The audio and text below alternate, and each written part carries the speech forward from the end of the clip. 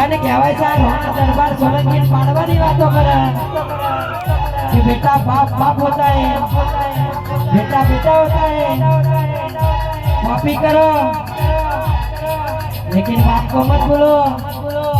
એટલે માં અમાર તો તું રાખો એમ રહેવાનું ને તું જીવાનું એવું જીવવાનું માં। અરે માં રચાવું તો તું રચાવજે, બનાવું તો તું બનાવજે, આ દુનિયા જોડે માગવાનો વારો ના આવે માં।